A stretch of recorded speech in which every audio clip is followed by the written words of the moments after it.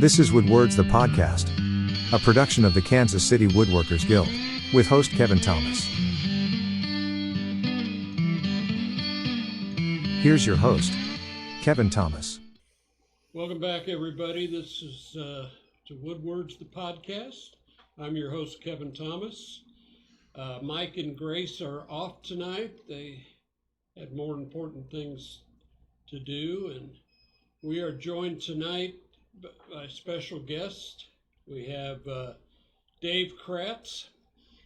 Norm Carpenter was supposed to join us, but he begged out. So we've got Dave because we're going to be talking about teaching, and to be specific, teaching about woodworking. I teach my mouth to talk, it will be okay. Dave, welcome back. Been a while. Well, thank you, Kevin. I always seem to somehow or other find myself behind the microphone talking about woodworking, and I'm glad to be here. Thanks for inviting me. Thank you. If people don't realize, or some that do, we have a quite busy training program here at the Guild, getting people introduced to the hobby of woodworking. And one of our best teachers is Dave here. Did you design the program that we use in our basic and intermediate woodworking? Yes, I did. When I was director of training prior to Norm's tenure, and I don't know how many years I spent. It was soon after we opened this shop that we tried a number of different techniques, and I kind of fell into the job because Mike Jones asked me to temporarily substitute for an instructor in the program that he was running, and I don't know whether I impressed him or I stayed too long or what the deal is, but he came back about 3 weeks later and asked me if I'd take the program over, and that's why I'm here. You were drafted, huh? I was drafted. Glad to do it, because I think everyone should support their capability in the Guild, and I could do that, and my professional career enabled me to do that, however, on a different topic. But you might say teaching is teaching, but it's not really. When you change topics, you have to develop some additional techniques. But I have spent a long time teaching and writing technical material, and I understand how to organize things in a sequential way so that people will understand. And I taught computer programming for years, so you understand where I'm coming from. Okay. When was the first time you taught woodworking? Oh, goodness gracious. I've been teaching some form of woodworking by invitation since we started the Guild, and the Guild may be older than many of you realize. The Guild was organized in 1984, and then more firmly organized several years later, and we were several years getting a shop. So during that shopless tenure, I put on a number of programs for the monthly meeting of the Guild when we met at the church. And we had Saturday classes in various shops that I was invited to do, teaching on sharpening, teaching on hand tools, teaching on hand plane setup and restoration, and I don't recall whether I taught any projects at that time or not, but I did do a number of programs and a number of Saturday classes, and so that was my first experience teaching woodworking at the Guild. But I've been a woodworker for many years before that. Were you scared the first time you taught? No, I actually wasn't scared the first time I taught woodworking. My scare in teaching goes back much much before that. I mean, the first time you teach anything, you probably have a tendency to be a little bit afraid, and I'll tell you the reason for that personally.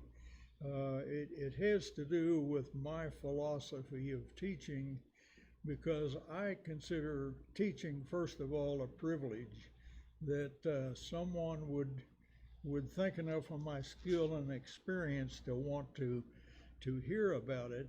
So on one hand, teaching is a privilege because I'm honored to be a teacher. But on the other hand, teaching is a responsibility, and that responsibility always troubled me. And I will tell you the reason. The first time I ever taught anything was shortly after high school. I was called on by my church to teach a Sunday school class of 9 and 10-year-old boys, which was a real exercise, because I felt the responsibility then of making sure that I taught them the absolute truth as I understood it. So I studied long hours to prepare myself, and I felt a burden to make absolutely certain that I was teaching them the right thing and leading them in the right direction. And I kind of transferred that to woodworking, because teaching is a privilege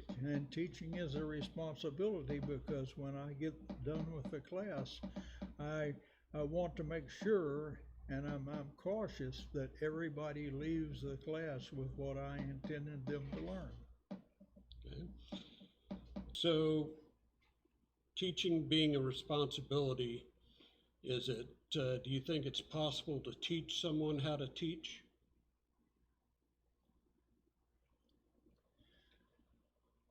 Train the trainer, so to speak? Train the trainer is a very valid technique, but to begin with and train the trainer, you have to start with people who desire to teach. And to me, that is the basic going in requirement there. You can teach people content, and you can teach people, well, you can show people how you do something, but that's not necessarily teaching. Teaching to me is a wrong word. You watch somebody do something and you learn it through the efforts of your understanding.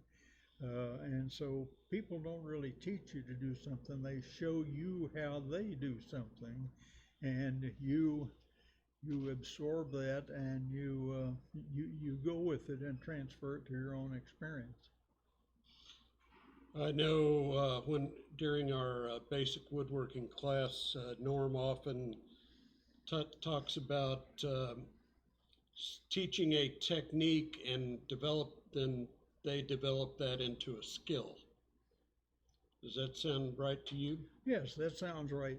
That does sound right, because you can go to a class, and when you finish the class, you've had one introduction and one repetition of that experience. Learning is a continuum over time. If you do that again, then you become more skillful. If you do it again and again, even if you don't do the same project, if you do the same basic techniques and operations, you become more skilled at them. Well, are the Guild's basic, intermediate, and the hand tool woodworking classes have been quite successful? Why do you think that is?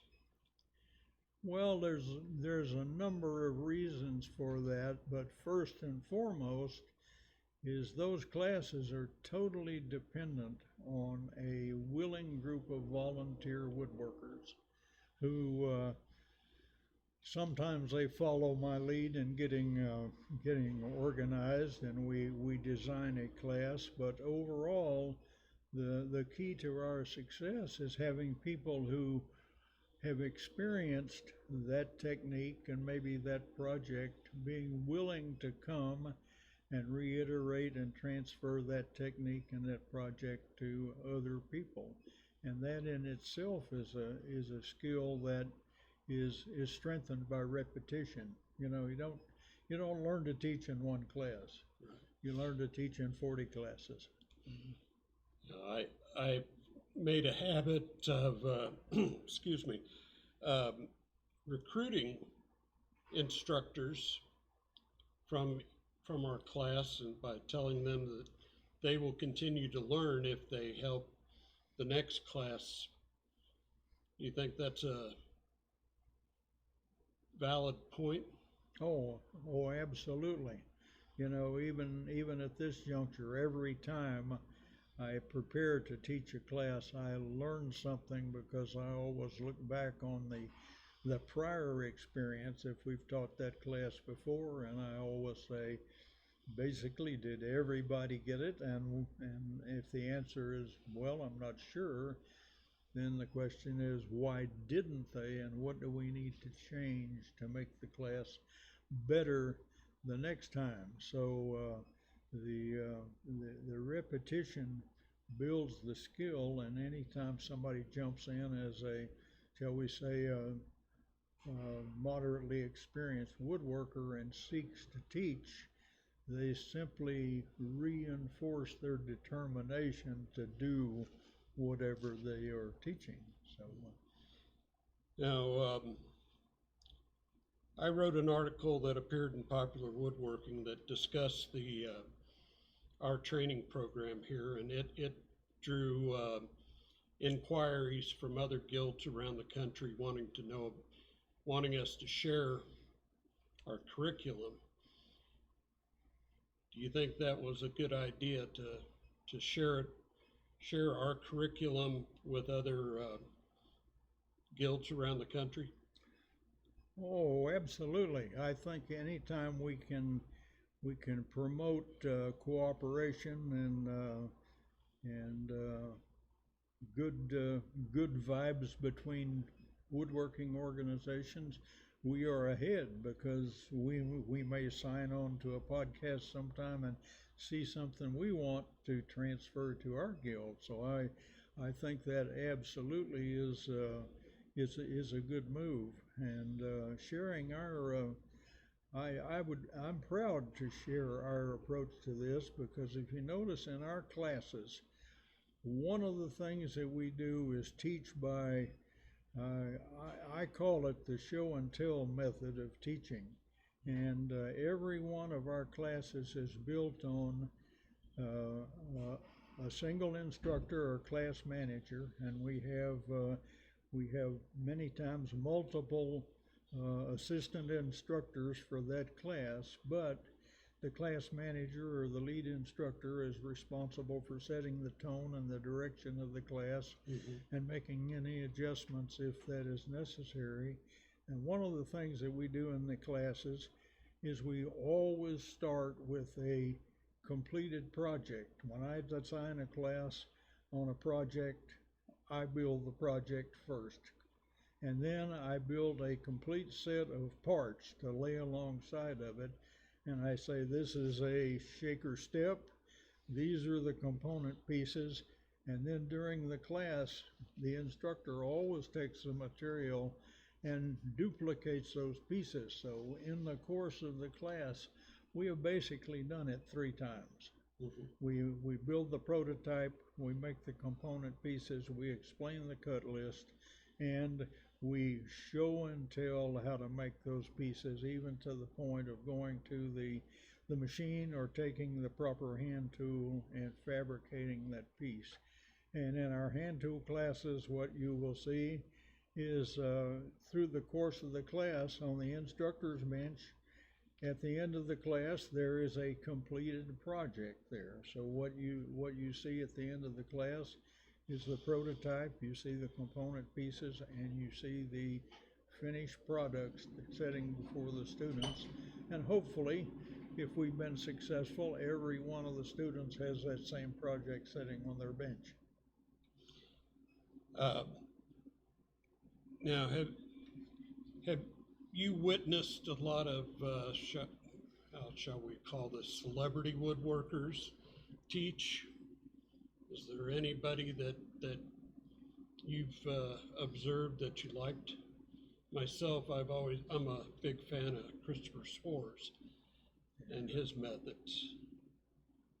But There's several people that I have noted over the years that I like their technique, and I might say this because the gentleman passed, but I was a big fan of John Wilson, the Shaker Box King.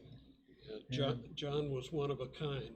He absolutely was, but he was a very good instructor, and I learned a lot from John on the show by tell technique, because in every one of his classes he made a set of shaker boxes, and when he was done, he could show people, this is how you do it, because I just did it right before your very eyes. And I guess two other notables that I have really taken notice of. One is Mike Petkovic, because Mike Petkovic is a very, very good instructor. And the second one, besides being an immaculate and very capable woodworker, although very opinionated, is Christian Bexford. I like to watch both of them, and I've learned a lot from them. Yeah, I took a class from Mike here at the Guild a few years ago, and he is, as you said, a very good instructor and very precise in how he explained stuff and his way of doing things. Part of our mission statement at the Guild is to share and educate in woodworking. Do you think we're doing enough, or should we be trying to do more? Well, that's a very hard question, Kevin. You always think you should be doing more, because if we're going to carry out our mission, every time you do something, you want to be better and bigger and reach more people. But the reality is, we're probably doing all that we can do for a number of reasons. We're limited on shop space, first of all, and we carry on probably all of the classes we can possibly do. And in a class, you don't want to have so many students that you can't do one-on-one attention to every student. So our class numbers are just about fixed where they have to be for proper delivery of the material. The second thing is, we are dependent on the volunteer instructors, and we can bring in notable instructors for a week on a dedicated class and close the shop to be able to do that. But drawing from our own instructor pool, it is very difficult to do that. Even on the retired people that are willing to come in and teach, it is hard to dedicate a week of time and forget everything else that you normally do to come in and teach that class. And I would hate to try to do it now with my situation. People say, well, you're retired, you can come in here and teach all week, and actually you can't. So we're limited in that respect. And the third limitation we have is where we draw our instructors from. We do have some professional woodworkers in our group, and they're very good about sharing their skills, but to a very great extent, we grow our own instructors, as you pointed out. We recruit them from the classes we do. We make sure that they're capable, and we invite them to audit a class and say, we'd like you to join us in presenting this material, and we go from there. If they feel the responsibility, and if they feel the pleasure in in teaching, then we try to coach them along and say, join our team, and we have very well organized teams for the classes that we do. And we get to the point where, I know on the hand tool class, we have 5 people now on what we call the hand tool team, and any one of those people could take the class over and teach the class. So we're doing all we can do. What do you think of the idea of online teaching or teaching by a video? Well, I have to say I don't really care for it. I understand it's the trend of the time and necessary in many cases. The thing that you miss on the video is the hands-on operations and the coaching that goes on one-on-one. On a video, it's like watching TV, and if your attention is diverted and you miss 5 minutes of the instruction, you don't go back and retrace that unless you've got a recording and you want to. But on a live class, the instructor can gauge the level of attention in the class, and you can almost single out the people that need a second word when you say, okay, I've shown you how to do this, now do it, and you can watch the people that need one-on-one attention.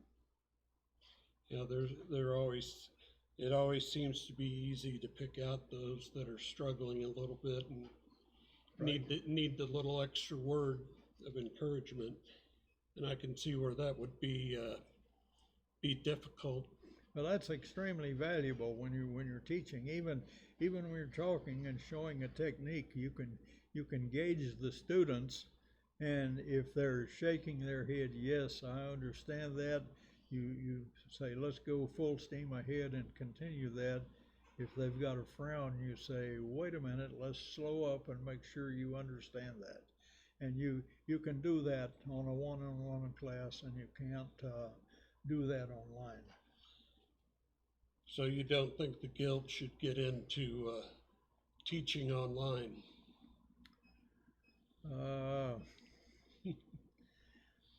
YouTube is full of people.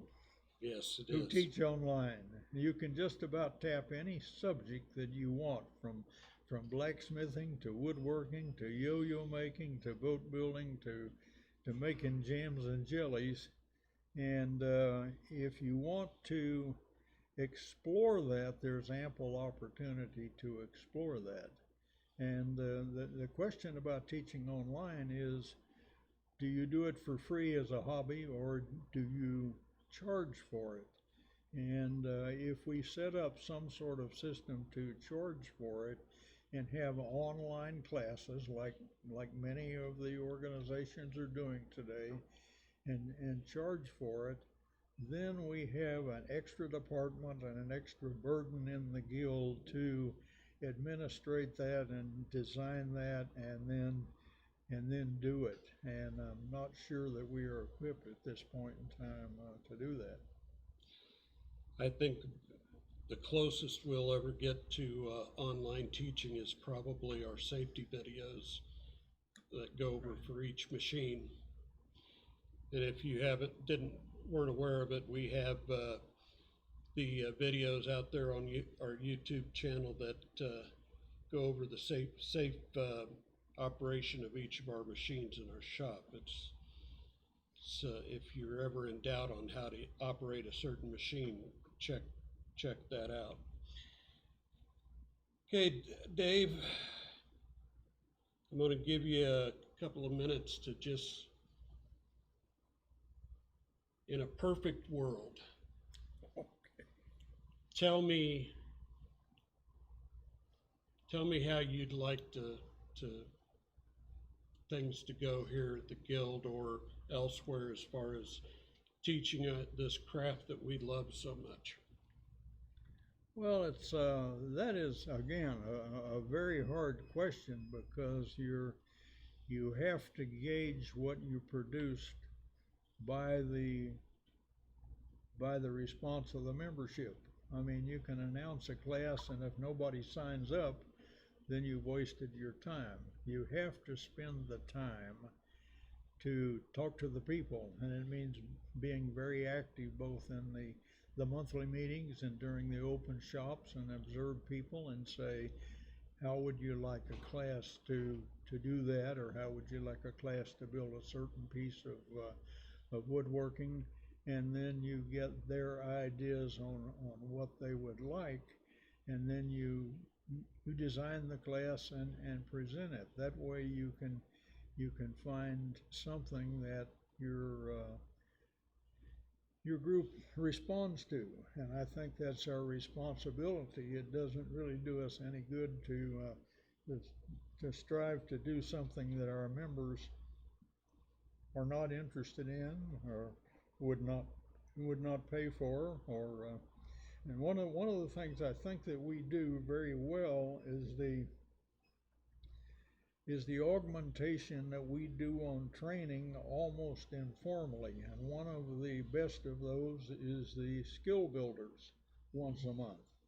You know, we basically break in an instructor once a month in the skill builder.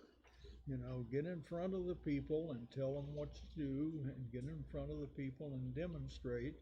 And that skill builder is a very excellent feeler gauge, and it gives people who might not have taught before the opportunity to present what they do. And so I think that is very important. The other things that we do are the short classes that we stage on inlay, on marquetry, on 10 dozen other things that we have a Saturday afternoon class. And one of the ongoing things that I think is very valuable for the guild is the two classes annually that we put on toy building.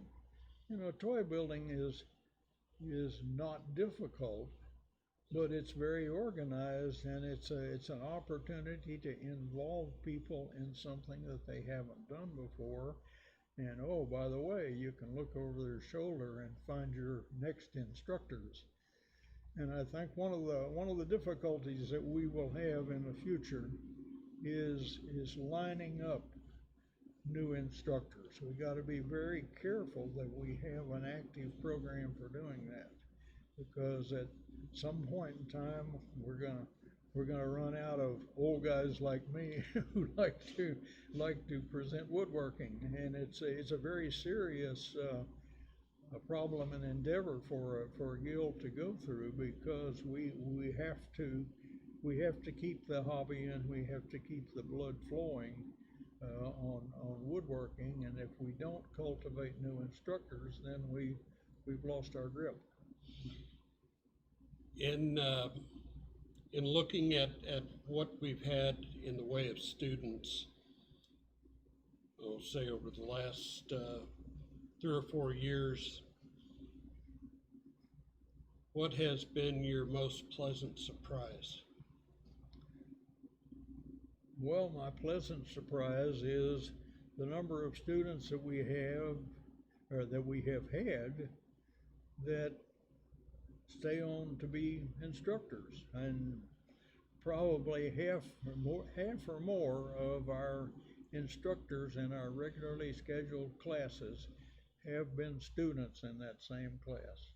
And that has surprised me, that we piqued enough interest there for them to stick it out and become instructors, and that they were interested in enough with what they did to pass it on to somebody else. So that's what we have to be careful of. We have to keep the instructor pool informed and excited about teaching woodworking.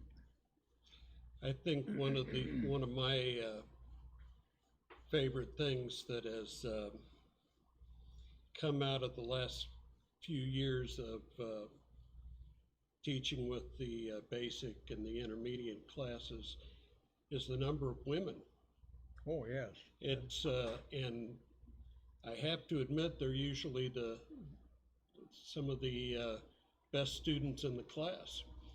So if you're out there and listening, we're not just a bunch of old white men.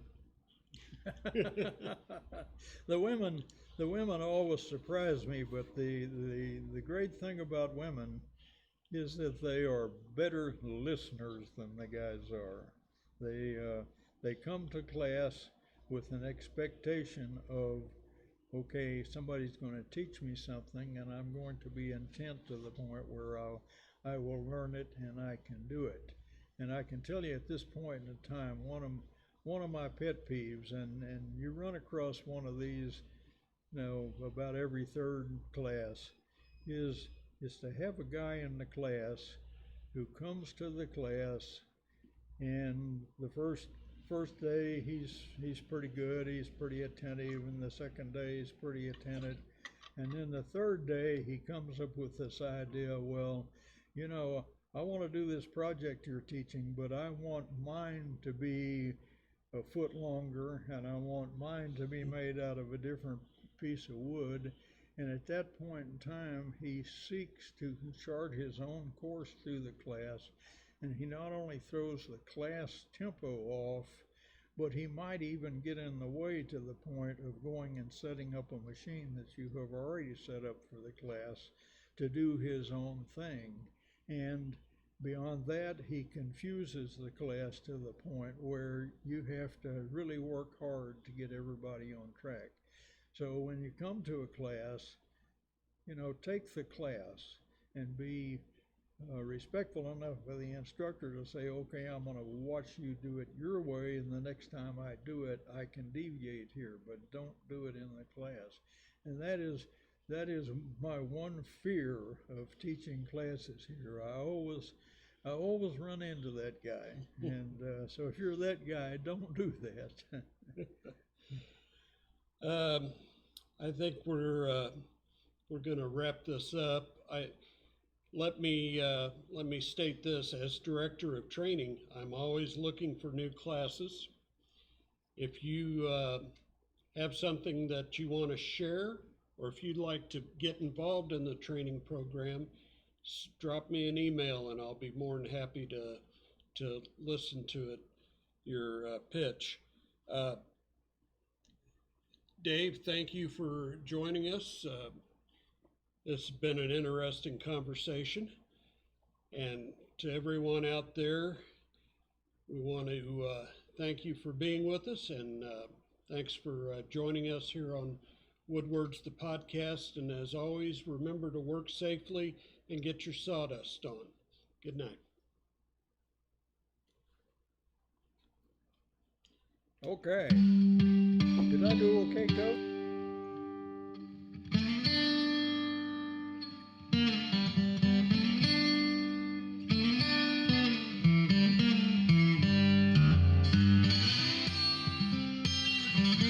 This has been Woodwords the podcast, a production of the Kansas City Woodworkers Guild, with host Kevin Thomas and producer Chris McCauley. A special thank you to our guest today, to the Guild's Leadership Committee, and to all of our sponsors. For more information about the Guild, upcoming classes, and events, please visit our website kcwg.org. You can also find us on social media by searching for Kansas City Woodworkers Guild. And remember to hit the subscribe button and ring the bell for notifications. For more videos, please check out our YouTube channel. If you like this video, please be sure to like, comment, and subscribe.